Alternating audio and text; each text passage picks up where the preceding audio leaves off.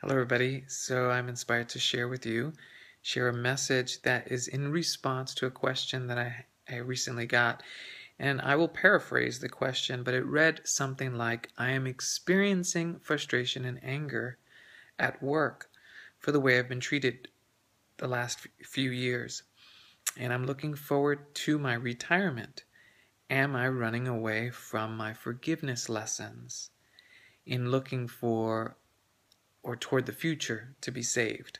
In other words, is it wrong to be looking forward to my retirement or looking towards the future for my salvation? And even though there's forgiveness lessons that I have to learn here at work, because that's where I'm dealing with this anger and frustration, I'm still finding myself seeking salvation in the future. At least that's what I interpret from the question. And I completely get it, because in my experience, when I was working in a traditional job, the years leading up to my exit, because I knew a few years beforehand, even if I wasn't sure exactly when or how things were going to unfold, there was a sense that I was going to be leaving at some point, and that sense got more and more defined as I got closer to the time of exiting my job. And there were certainly times and moments where I experienced frustration and anger at work. And what's important to recognize is when we're talking about forgiveness, we're not really talking about forgiving of something that actually happened. So in other words, in my experience, I was perceiving, in the height of my anger and frustration, I was perceiving things within the work environment that I didn't align with or approve of. So for example, it would get under my skin when I would perceive the work environment focused solely on profit. It would get under my skin when the policy at work would change to either push employees to do more, be more productive, or policy was self-serving the company. I would also say there are things that I've heard at work or was asked or pushed to do in the name of more profit, more productivity, and so forth. And those kind of things got under my skin, and I mentally kept a division in mind, or held a division in mind with those thoughts. And it happened right around the time as what I would call a significant spiritual awakening. And so there was a sense of righteousness of what was right and what was wrong. But that was held in my mind, and the way it manifested at work was with anger and frustration. Things wouldn't work out the way I wanted it to, or I would perceive things happening to me, or I would butt heads with somebody at work. And the truth, looking back now, I realized that the cause of my suffering was never anything at work, regardless of what I was witness to. The cause was always the thoughts I held in mind. And so these thoughts, these list of grievances that were held in mind, stayed with me when I left work. And they were with me when I was on my commute to and from work. And sometimes in the middle of the night, I woke up with those thoughts. Those thoughts were the cause. The thoughts held in mind, held as true, were the cause of my suffering. So the forgiveness isn't forgiving, the corporation for doing what the corporation does. It's forgiving the thoughts that are being held in mind that I believe is true about the corporation. That I believe that I'm separate from the corporation. That I believe there are people out there that can transgress against me. Those ideas held in mind are what causes my suffering. So with that recognition, then there's a willingness to be wrong about what I'm seeing in my mind, which is always an image. We're always holding images and thoughts in our mind. So it's a willingness to be wrong about that. That's our part in this correction. Course in Miracles says we are responsible for the atonement. That is what we're responsible for, which means we are responsible for the correction in mind. So the willingness to be wrong is the first step. This transgression, this thought I'm having, the unfairness that I'm holding in mind, that's what needs to be forgiven. That's what needs to be overlooked. And it's not necessarily of our doing, that's Spirit's job, but it is our responsibility to recognize it. And this is not always easy because the thought system, the ego's thought system, functions to maintain a sense of separation. So it's not going to believe or doesn't want to give up this idea that there's something outside that's causing our suffering. Its function is very clear, which is to create the experience of separation, work and myself. There is no separation between work and myself or me and anything. I am all of it. We are all of it. We are whole. But the thought system that believes we're a separate entity would have us believe that there are things outside for which we can become victim to. So there's a perpetrator and there's a victim. And it's a story that we hold in mind. And it gives us a sense of self. It gives us a sense of separation, a sense of independence, and a sense that we're authoring our experience. And that's really why the thought system is there, is so that we can have this experience of seeming separation. And when that thought system is taken too seriously, then we suffer. So there is a way to have this experience in this world, but simultaneously recognize that our true identity is as the whole, and there's nothing to take serious. There's nothing to blame. There's nothing to be afraid of. And there's nothing wrong with looking forward to retirement. There will be a day that the questioner will retire, and it'll be a joyous day.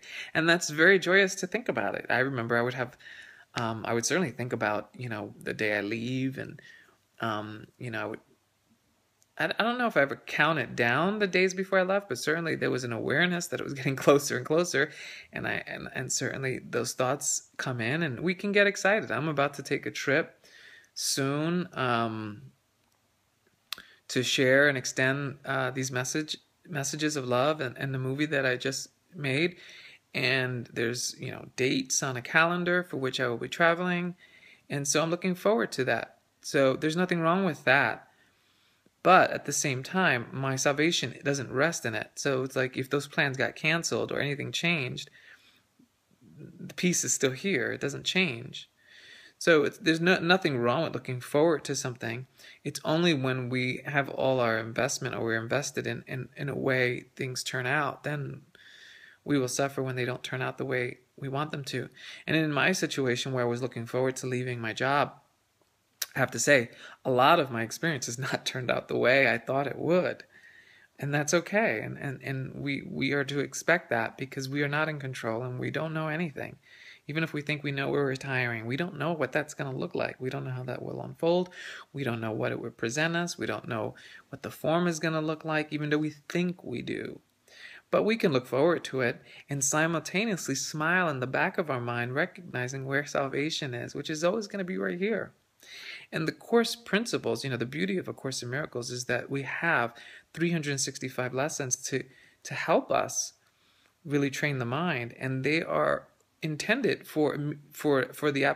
they're intended for application right now when we're having this experience. So when we're at work and we're feeling anger and frustration, we open up a lesson to remind ourselves what is true. And the lesson that comes to my mind is lesson 5, which is, I'm not upset for the reason I think.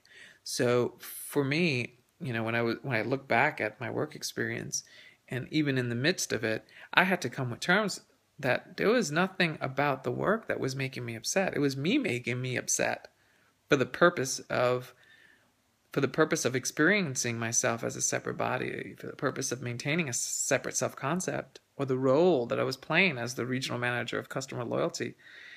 We play a lot of roles. And whenever we play these roles, we are defined by the perceptions, judgments, and assumptions that role calls for. That is the cost of playing and believing one is in that role, whether that role be a work role or a husband or wife or father or brother or sister or friend. All those roles come with a position, an assumption, a judgment, and that's what defines it. It has to. And there's nothing wrong with that, but when we take those roles really seriously, or take the story of those roles really seriously, we will suffer. And it doesn't mean that we ignore the responsibility of those roles, but we allow ourselves to be led by Spirit, so that Spirit can work through us, so that we can fulfill those roles in a way in which it's best for the whole. Because what's best for the whole is best for us, because we are the whole. So this is not the denial of our roles. It's just a recognition and an awareness and a willingness to be wrong about our assumptions and what we believe and the thoughts and the images that go through our minds, because that's really the cause of our suffering. And that isn't reality. That's the illusion. That's the dream. Those images and scenarios that play out in our mind, those are happening in our mind. And those are stories. And that's what we want to get out of. That's the undoing that we want to, we want to dissolve. We want to dissolve those stories and the story making, so we can be here where salvation does lie, and we can be at peace here always in the moment, lovingly and free and whole and complete. So thank you for that question, and thank you for my opportunity to look back at my experience at work. And I have to say that in this process at work and using these principles and applying these principles, my experience at work, and by the time I left my work, was actually a very joyful one. And I appreciate it so much. And literally the way I see people as transformed at work. I mean, there were people at work who I had held really tight to certain judgments and fears and just a sense of uncomfortableness that changed. It really was transformed when I was willing to own my state of mind. And with that comes the strength to own our state of mind in any situation. And that's what this is about. That's what enlightenment is, maintaining a sense of, and it's not even a maintaining, because I don't want to suggest that it's something that we're doing, but it's more of something that's being allowed, or we're allowing to take place, because it's always taking place. This sense of freedom, calm, and joy is always here. So we're allowing for that, rather than buying into our story of suffering. Love you.